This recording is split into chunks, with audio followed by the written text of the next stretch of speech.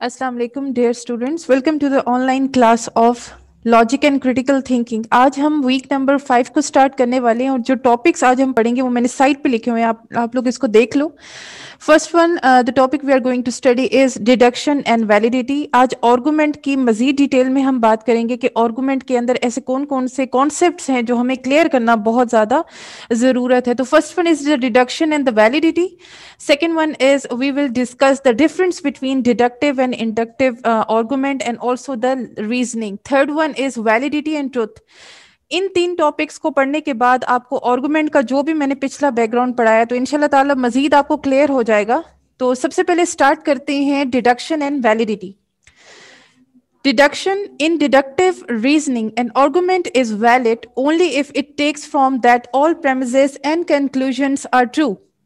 तो ये इसकी एक बेसिक डेफिनेशन है डिडक्टिव रीजनिंग की, जिसके अंदर हमें ये बात बताई जा रही है कि आपका कोई भी आर्गुमेंट तभी वैलिड होता है, कानून की नज़र में वो तभी करेक्ट होता है जब उसके तमाम प्रेमिसेस मीन्स जो उसके सपोर्टिंग एविडेंसेस होते हैं एंड द मेजर कंक्लूजन जो प्रेमिसेस से ड्रॉ होते हैं वो सारा कुछ ठीक है। और एक और बात, आर्गुमेंट आपका तभी वैलिड होता है जब उसके अंदर तमाम एविडेंसेस जो होते हैं वो एक करेक्ट कंक्लूजन की तरफ जाते हैं। लेकिन अगर आपके प्रेमिसेस सही नहीं है, आपके प्रेमिसेस ट्रू नहीं है, तो आपका कंक्लूजन कभी भी सही ड्रॉ नहीं होगा। तो डिडक्टिव रीजनिंग आपको ये बताती है कि आपके तमाम प्रेमिसेस ट्रू होने चाहिए, सच पे बेस होने चाहिए, ताकि आपका जो कंक्लूजन है वो बिल्कुल सही तरीके से सामने आए। इसको हम टॉप डाउन लॉजिक भी कहते हैं। ये एक इसका सेकंड नेम है कि deductive reasoning is also called top down logic and it is also called deductive logic. ये इसके दो बेसिक नाम हैं जो इसी के साथ ऐड करते हैं। तो मैं अब आपको थोड़ी डिडक्टिव रीजनिंग की जो कि आर्गुमेंट से रिलेटेड है उसकी हिस्ट्री बता दूं कि इसको फर्स्ट टाइम इंट्रोड्यूस किया था एरिस्टोटल ने, who was a Greek philosopher. इन्होंने 4th सेंचुरी बीसी में इस कॉन्सेप्ट को इंट्रोड्यूस किया कि एक ऐसा आर्गुमेंट हो जिसमें प्रेमिसेस जो हैं वो सच पे बेस करें और कंक्लूजन भी उसका बिल्कुल सही तरीके से सामने आए। तो हिस्ट्री स्टार्ट्स होती है एरिस्टोटल से और उसके बाद फर्दर उसमें मजीद इंप्रूवमेंट होके आज उस पर मजीद रिसर्चेस हो सकती हैं। It's a process of reasoning. Basically deduction भी एक रीजनिंग का ही प्रोसेस है, जिसमें होता क्या है, एक या एक से ज्यादा जो स्टेटमेंट होती है that is your premises, your supporting evidences. Because कोई भी आर्गुमेंट होता है उसमें एक से ज्यादा जब प्रेमिसेस होते हैं तो हमारे पास थोड़ा सा एक स्पेस बनता है उसको मजीद कंक्लूड करने का। तो एक या एक से ज्यादा जो आपके कंक्लूजन पे बेस करते हैं प्रेमिसेस, उनको आप देखते हो ताकि आप उनको अच्छी तरह से पढ़ने के बाद उन पे प्रोसेस करने के बाद आप अपने कंक्लूजन पर आ सको। और कंक्लूजन पे तभी आया जा सकता है when your premises are based on realism, right? Okay, it links premises with conclusion. Deductive reasoning की जो एक अहम बात यह है कि आपके जो भी प्रेमिसेस हैं, ठीक है, आपके जो भी सपोर्टिंग एविडेंसेस हैं वो कंक्लूजन के साथ बेसिकली लिंक होंगे। और लिंकेज तभी हो पाती है जब उनका आपस में एक कनेक्शन होता है। तो जब भी आप कोई एक आर्गुमेंट पेश करते हो तो उसके जितने भी सपोर्टिंग एविडेंसेस हैं उनके बारे में आपका एक लॉजिक होना चाहिए कि वो क्यों है, क्योंकि उन्हीं की बेस पे आपका कंक्लूजन ड्रॉ होगा। तो इस चीज का हमें ख्याल रखना है and this point is very important in this topic. Then we have, if premises are true, the terms would be clear and the rules of deductive knowledge has been followed. तो जब आपके प्रेमिसेस सच पे base करते हैं, ठीक है, जब भी आपके प्रेमिसेस ट्रू होते हैं, आपके सपोर्टिंग एविडेंसेस ट्रू होते हैं, तो आर्गुमेंट के अंदर आने वाली तमाम इंफॉर्मेशन जो होती है, तमाम जो टर्म्स होती हैं वो भी आपको क्लियर होती हैं। आर्गुमेंट में clarity is the first priority, कि जब भी आप आर्गुमेंट पेश करते हो तो उसके प्रेमिसेस में एक लॉजिक होना चाहिए, उसकी तमाम टर्म्स क्लियर होनी चाहिए, क्योंकि आर्गुमेंट हम पेश करते हैं सिर्फ और सिर्फ एक चीज के लिए and that is your conclusion. Conclusion पे तभी आ सकते हैं जब आपका आर्गुमेंट क्लियर होगा। सेकेंड बात इसके अंदर जो मोस्ट इंपॉर्टेंट है, जब आपके टर्म्स क्लियर होते हैं, आपके प्रेमिसेस सच पे बेस करते हैं, तो आप डिडक्टिव नॉलेज जो लॉजिक है उसको आप जो भी रूल से अप्लाई कराते हो वो आप बेसिकली कर सकते हो लॉ के अकॉर्डिंग। और आपका जो कंक्लूजन है वो भी फिर सच पे बेस करेगा। Like I said before, premises and conclusion they both have to be true. दोनों जब ट्रू होंगे, दोनों जब सच पे बेस करेंगे, तो आपका आने वाला जो कंक्लूजन होगा वो एक वैलिड कंक्लूजन कहलाएगा, right? Now the direction of the deductive reasoning relative to the conditions, ये भी आपको पता हो कि डिडक्टिव रीजनिंग की जो डायरेक्शन है आर्गुमेंट के अंदर वो कंडीशंस पे आके ही स्टॉप होती है। इट मींस के आर्गुमेंट के अंदर जो जो भी कंडीशंस अप्लाई होती हैं उनको पढ़ने के बाद आपने उसी डायरेक्शन पे उनके कंक्लूजन को ड्रॉ करना है, क्योंकि कंक्लूजन को ड्रॉ करना is not the matter of a minute और टू। तो इस पे थोड़ा सा टाइम लगता है। You have to see all the aspect of that such argument, और उसके बाद आपने उस पे कंडीशंस पे देखना है कि उसकी कंडीशंस हमें किस तरफ लेकर जा रही हैं, हमारा क्या कंक्लूजन ड्रॉ होगा। यहाँ पे एक सिंपल सी एग्जांपल मैंने आप लोगों के लिए लिखी है जो कि डिडक्टिव रीजनिंग के ऊपर बेस करती है। फॉर एग्जांपल यहाँ पे मैंने दो प्रेमिसेस और एक कंक्लूजन को ड्रॉ किया है। एक एग्जांपल लिखिए जिसका फर्स्ट प्रेमिसेस है all men are mortal. It means के जैसे दुनिया फानी है, इंसान ने भी यहां से जाना क्योंकि इंसान मोर्टल है, बिल्कुल सच है। This is first supporting evidence in your argument. अब इसका जो सपोर्टिंग सेकंड आपके पास जो प्रेमिसेस है वो है सोक्रेटिस या सोक्रेट्स। इसके बारे में भी कहते हैं कि जी ये भी तो एक इंसान था ना, ये भी बिल्कुल सच है, इस पर भी किसी किस्म का भी डाउट हमें नहीं है। तमाम इंसान मोर्टल हैं तो सोक्रेटिस भी मोर्टल है। तो हमने जो एक कंक्लूजन ड्रॉ किया कि जो सोक्रेटिस है वो भी मोर्टल है, इसमें कोई शक की बात नहीं है कि जब सारे इंसान जो है वो फानी है, उन्होंने ये दुनिया छोड़ के जानी है। जो इतना बड़ा फिलोसोफर है सोक्रेटिस, तो वो भी मोर्टल है, उसने भी इस जहान से चले जाना था तो वो चला गया है। तो ये जितना भी मैंने आपको लिख कर दिया है, इस किस्म की जब बात होगी, this is called deductive reasoning. आपने ऐसे एक या एक से ज्यादा प्रेमिसेस देने हैं जिसपे कंक्लूजन भी बिल्कुल सही तरीके से आपका ड्रॉ होगा, राइट? तो अगर यहां तक आप लोगों का कोई क्वेश्चन है तो आप लोग पूछ सकते हो। सर माइक ऑन है? Abbas, are you getting me? Hello? Yes ma'am. जी सम okay. Are you getting my ma'am points? Okay. If you have any related question, you're welcome. No ma'am. कर रहे हैं? तो माइक ऑन कर दें इनके, क्योंकि सर ये ऐसा है ना, इसमें साथ साथ क्वेश्चनिंग हो तो बेहतर है।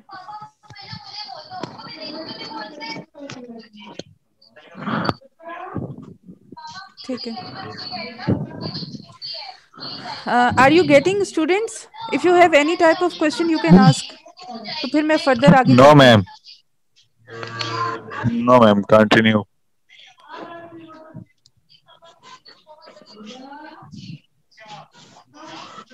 आप लोगों का कोई सवाल है यहाँ तक डिडक्टिव रीजनिंग के अंदर, कि मैं मजीद आगे लेके चलूं अपना टॉपिक?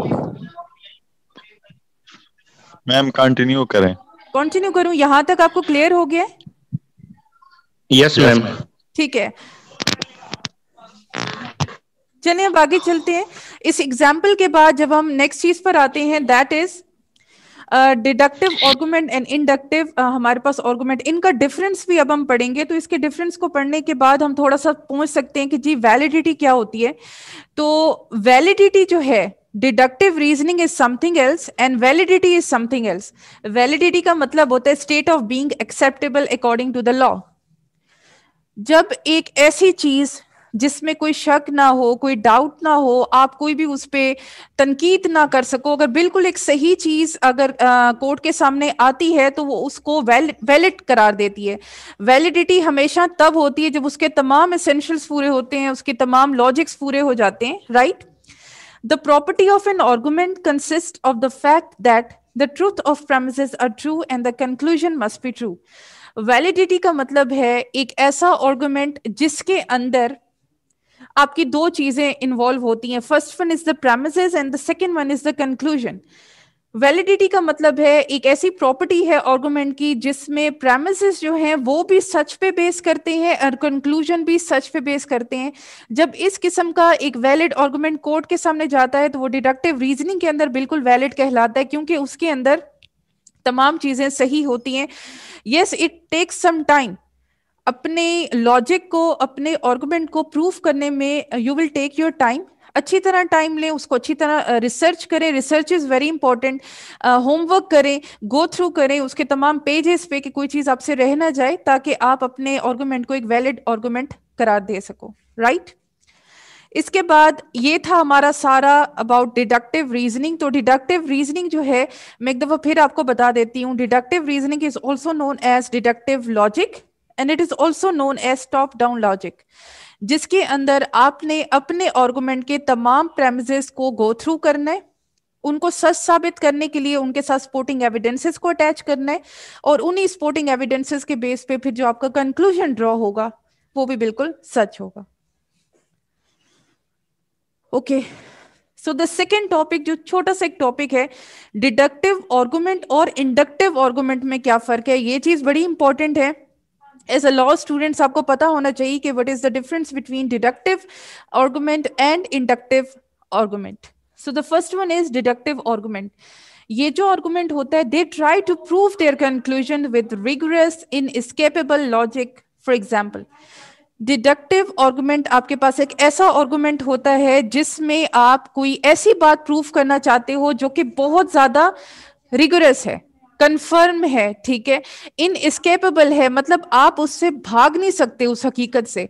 कुछ चीजें ऐसी होती हैं जो हम कोर्ट में लेकर जाते हैं, वहां से थोड़ा हम उसको अगर देखें तो वहां से दूरी भी इख्तियार हो सकती है, हम उसको रिजेक्ट भी कर सकते हैं कई बातों को कि ये ट्रू नहीं है। लेकिन कुछ यूनिवर्सल बातें ऐसी होती हैं जिस पर आप अपना एतराज शो नहीं कर सकते, क्योंकि आपको पता होता है दे आर ट्रू, राइट। तो डिडक्टिव आर्गुमेंट की यही एग्जांपल हम दे सकते हैं जो मैंने आपको मैन और सोक्रेटिस की दी थी।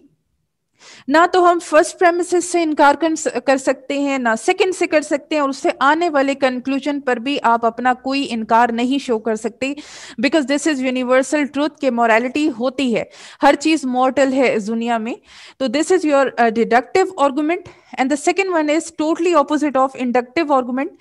These arguments try to show their conclusion likely or probable। जो इंडक्टिव आर्गुमेंट होते हैं ना, वो डिराइव होते हैं डिडक्टिव से, लेकिन यहाँ पे जो कंक्लूजन आता है, जिस भी रीजनिंग के बाद जो भी कंक्लूजन होता है, या तो वो लाइकली होता है या प्रोबेबल होता है, मतलब 100% ट्रूथ पे नहीं बेस करता। यहाँ पर प्रोबेबिलिटी ज्यादा आती है एज कंपेयर टू कंफर्मेशन, ठीक है। तो this is a basic difference between deductive argument is totally based on truth, और इंडक्टिव मेथड, इंडक्टिव लॉजिक की जो बात करते हैं हम आर्गुमेंट में, वहां पे जरूरी नहीं है कि आपका कंक्लूजन बिल्कुल 100% ट्रू हो, वहां पे प्रोबेबल बात हो सकती है। तो ये दोनों चीजों का वास्ता इंसान के साथ लगा रहता है पूरी लाइफ, जब वो प्रोफेशन में होता है तो काफी कुछ यहाँ पे आप देखते भी हो और लर्न भी करते हो, right. And after this there is second छोटा सा टॉपिक है जो मैं आपको बताना चाहती हूँ, डिडक्टिव रीजनिंग और इंडक्टिव रीजनिंग में क्या फर्क है। देखिए, रीजनिंग और आर्गुमेंट में फर्क है। रीजनिंग मींस जिस तरह से आप एक दूसरे के साथ आर्गुमेंट की बहस करते हो, ठीक है, रीजनिंग में, और उससे आने वाली जो बातें होती हैं उसको हम आर्गुमेंट कहते हैं। तो हम यहाँ पे ये कह सकते हैं कि रीजनिंग के अंदर जो आर्गुमेंट है, argument is the part of the reasoning, reasoning is a broad term and argument उसका एक पार्ट है। तो डिडक्टिव रीजनिंग क्या चीज है और इंडक्टिव रीजनिंग क्या चीज है। तो deductive reasoning is an act of backing up a generalized statement with specific scenarios. Basically deductive reasoning एक एक्ट होता है जिसको एक्ट किया जाता है जहां पे आपकी एक जनरलाइज स्टेटमेंट होती है। And what is generalize statement? एक ऐसी स्टेटमेंट जो पहले से ही प्रूव्ड होती है, जिसमें कोई शक नहीं होता, और वो बिल्कुल लोगों के सामने होती है। जिस तरह हम कोई भी चीज जनरल कर देते हो लोगों के सामने, और तभी करते हो जब आपकी वो चीज ऑथेंटिक होती है।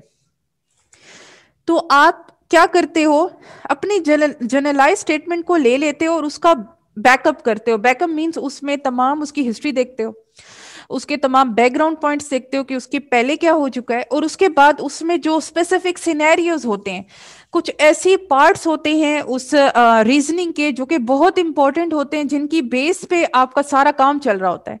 आपने उन्हें बेसिक सिनेरियोज को अच्छी तरह से देखना है।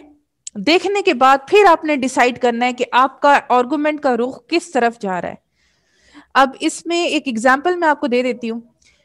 कोई भी बिजनेस ऑर्गेनाइजेशन होती है, जब वहां पे काम हो रहा होता है तो आपकी कोशिश होती है कि वहां पे जो आपकी इंप्लॉयज हैं, आपका जो एचआर है, ह्यूमन रिसोर्स, वो अच्छे से काम करे। तो आप उनकी मोटिवेशन के लिए काफी कुछ करते हो। फॉर एग्जाम्पल, आप उन्हें फाइनेंशियल मोटिवेशन भी देते हो और जरूरत पड़ने पे नॉन फाइनेंशियल मोटिवेशन से भी उनको आप फैसिलिटेट करते हो। तो यहाँ पे मैंने आपके लिए एग्जांपल दी है जो कि आप ही की किसी भी ऑर्गेनाइजेशन की ले सकते हैं, to determining the most efficient ways to communicate with clients. अब अगर एक मार्केटिंग फर्म की बात करें तो मार्केटिंग फर्म का सबसे जो पहला काम होता है वो होता है सेल। अपनी चीजों को आम करना, मार्केट में अच्छे तरीके से उसको सेल आउट करना, अच्छे से उसकी एडवर्टाइजमेंट करना। लेकिन कंपनी सबसे पहले किस चीज पे स्ट्रेस करती है कि आपके जो भी मार्केटिंग एम्प्लॉयज हैं उनके अंदर ये स्किल एंड एबिलिटी हो कि उन्होंने क्लाइंट के साथ किस तरह से कम्युनिकेट करना है, उनके साथ कैसे डील करना है, किस तरह से पॉजिटिव एटीट्यूड शो करना है। तो इसके लिए डिफरेंट किस्म के सेमिनार्स, डिफरेंट किस्म की ट्रेनिंग क्लासेस आपको प्रोवाइड की जाती हैं ताकि आपके अंदर वो चीज आ सके जो अगर नहीं है। क्योंकि क्लाइंट जो होता है, कस्टमर इज आवर किंग, हम उस पर कभी भी कॉम्प्रोमाइज नहीं कर सकते, हमने उसको हर हाल में राजी करना है। अगर वहां से नेगेटिव कमेंट्स आते हैं देन इट डजंट मैटर, आपने उनको अच्छे से इथिकल मैनर के साथ सुनना है और उस पर अमल करना है कि आइंदा ऐसी चीज आपसे ना हो पाए। तो यहाँ पे क्या एक एग्जाम्पल शो हो सकती है कि जी जो बॉस है वो ये चीज तय करता है कि मैंने अपने एम्प्लॉयज को किस तरह से एफिशिएंट वे सिखाना है कि वो अपने क्लाइंट्स के साथ सही तरीके से कम्युनिकेट कर पाए, अपने क्लाइंट्स के साथ सही तरीके से डील कर पाए। तो वो ये चीज जब डिसाइड करेगा तो डेफिनेटली उसके बैक पे कुछ ना कुछ प्रॉब्लम होगा। उसको लग रहा होगा कि शायद मेरे एम्प्लॉयज जो हैं उनकी जो कम्युनिकेशन पावर है वो इतनी ज्यादा स्ट्रांग नहीं है, जिसकी बेस पे थोड़ा सा सिनेरियो पीछे से ये दिखाया गया कि एज सच कोई ट्रेनिंग नहीं हुई जिससे हमारे एम्प्लॉय ज्यादा अच्छा कम्युनिकेशन करना सीख पाए। तो क्यों ना हम उनको एफिशिएंट वेज सिखाएं, और एफिशिएंट वेज आपको डिफरेंट तरीके से दिए जा सकते हैं, लाइक सेमिनार्स हैं या आपके ट्रेनिंग क्लासेस कराई जाएं। तो इस तरीके से आप अपने क्लाइंट्स को मजबूती से ले सकते हो, आप उन्हें अपने लॉयल कस्टमर्स बना सकते हो, राइट।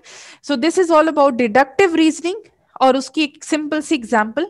अब आते हैं इंडक्टिव रीजनिंग की तरफ। तो यहाँ पे आपको पता है कि जो इंडक्शन है उसका काम होता है कंक्लूजन ड्रॉ करना। तो यहाँ पे it's an act of making generalized conclusion based on specific scenarios. Deductive reasoning में आप तमाम प्रेमिसेस को देखने के बाद, आप तमाम एविडेंसेस को देखने के बाद और प्रीवियस सिनेरियोस को देखने के बाद आप अपनी जनरलाइज स्टेटमेंट को मजीद प्रोसेस करते हो, और प्रोसेशन के बाद फिर जो नेक्स्ट स्टेप होता है वो होता है उसका कंक्लूजन ड्रॉ करना है। तो inductive reasoning is all about generalized conclusion which have to be draw from the deductive reasoning. आपने जब रीजनिंग की डिडक्टिव मेथड में, फिर आपने इंडक्टिव में उसका कंक्लूजन ड्रॉ करना है। और कंक्लूजन कैसे ड्रॉ करना है, फिर वही स्पेसिफिक सिनेरियोस पे आपने देखना है कि उसमें कौन कौन से पर्टिकुलर पार्ट्स हैं जिन पे स्ट्रेस करना बहुत ही ज्यादा जरूरी है। For example, deciding an incentive plan based on an employees survey. थोड़ा सा मैं आपको बता दूं कि जब भी कोई ऑर्गेनाइजेशन, बिजनेस ऑर्गेनाइजेशन या फर्म कभी भी एम्प्लॉयज को अपने पास हायर करती है तो उनसे काम ही लेना होता है। जाहिर है उनका फर्स्ट मोस्ट प्रायोरिटी होती है कि हमने अपने एम्प्लॉयज को हार्नेस करना है, उनकी एफर्ट्स जो है हमने लेनी है। लेकिन आप ये देखो कि जब हम उनसे उनकी एफर्ट्स लेते हैं तो बदले में हम उनको क्या देते हैं, सैलरीज, वेजेस, मतलब डिफरेंट टाइप्स ऑफ इंसेंटिव्स देते हैं ताकि वो हर किस्म का राजी रहें, और हम उन्हें उस चीज का रिम्यूनरेशन पैकेज बकायदा बताते हैं। तो अगर आपके एम्प्लॉयज ने अच्छे तरीके से काम किया है, आपकी ऑर्गेनाइजेशन को फायदा पहुंचाया है, ज्यादा स्ट्रगल और हार्डवर्क शो किया है, now this is the responsibility of the top management कि वो उनको एक अच्छा सा इंसेंटिव प्लान दें। इंसेंटिव प्लान मींस कि जो भी सैलरी वो ले रहे हैं उस पर कुछ उन्हें बोनस दे दिया जाए, या बोनस नहीं तो कोई फैसिलिटी प्रोवाइड की जाए, कोई पार्टी दे दी जाए, मतलब कुछ भी ऐसा दिया जाए जिससे आपके एम्प्लॉयज जो हैं वो सेटिस्फाइड हो सके। लेकिन ये चीज कब होगी कि तमाम आपके एम्प्लॉयज हैं। फॉर एग्जांपल, अब मेरी एक फर्म है, मेरे पास 10 एम्प्लॉयज हैं और 10 की मैं बकायदा एम्प्लॉय सर्वे करूंगी कि मेरे किस एम्प्लॉय ने कितना हार्डवर्क शो किया है पूरे मंथ में, उनका टारगेट क्या था, उन्होंने कितना अचीव किया, कितना टाइम दिया है, उसके मुताबिक मैं उनका इंसेंटिव प्लान डिसाइड करूंगी। तो incentive plan is basically a conclusion लेकिन इस कंक्लूजन पे आपका जो टॉप मैनेजर है वो तभी आ सकता है जब वो एम्प्लॉय सर्वे को अच्छे तरीके से पढ़ेगा कि उनमें से किस एम्प्लॉय की सबसे ज्यादा मेहनत है, किसने सबसे ज्यादा टारगेट अचीव की है। उसको देखने के बाद देन यू विल डिसाइड कि उसका इंसेंटिव प्लान क्या होगा। उसको एम्प्लॉय ऑफ द ईयर भी अवार्ड दिया जा सकता है, employee of the month award भी दिया जा सकता है। तो this is all about conclusion. Deductive में जितनी स्ट्रगल आप करते हो उसी स्ट्रगल का जो एक फ्रूट होता है वो आपको इंडक्टिव में मिलता है in the form of conclusion. तो आई होप आपको ये समझ आए होंगे topics. This is totally related to law, तो इसमें हम ज्यादा मतलब नहीं जा सकते डेप्थ में। जो इनका बेसिक कॉन्सेप्ट है ये मैंने आपको बता दिया है। तो इस पे आप अगर आपको कोई भी क्वेश्चन है तो अभी आप मुझसे पूछ लो, तो फिर इंशाल्लाह इसको क्लियर करते हैं। ठीक है सर, माइक ऑन कर दें इनका।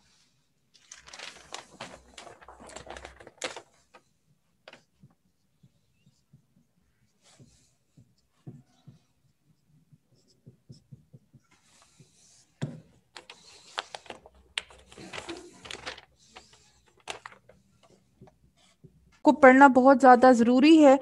तो वैसे तो आप लोगों ने सुना होगा कि ये बात हकीकत है और ये उसकी वैलिडिटी है। तो देर इज सम पॉइंट के डिफरेंस है कि इस हकीकत में और वैलिडिटी में कुछ फर्क होता है। तो इस डिफरेंस को मैं बताती हूँ। जो हकीकत होती है, जो ट्रूथ होता है, this is completely accuracy of whatever was और will be right, which will be error proof beyond doubt and disputes और डिबेट। हकीकत जो होती है ना वो बिल्कुल एक्यूरेट बात होती है जिसमें किसी किस्म का भी डिस्प्यूट, कोई डिबेट, कोई एतराज, कोई इनकार कुछ भी नहीं आ सकता, क्योंकि हकीकत तो हकीकत होती है। ठीक है, जिस तरह जो सूरज है वो ईस्ट से क्या होता है, तुलू होता है, ये बिल्कुल एक हकीकत, दिस इज यूनिवर्सल ट्रूथ, इसको हम डिनाई नहीं कर सकते। और किसी चीज की आर्गुमेंट की वैलिडिटी क्या होती है, validity is totally concerned with internal consistency. पहले तो कंसिस्टेंसी को समझ लें। कंसिस्टेंसी को मतलब है एक जैसा रखना।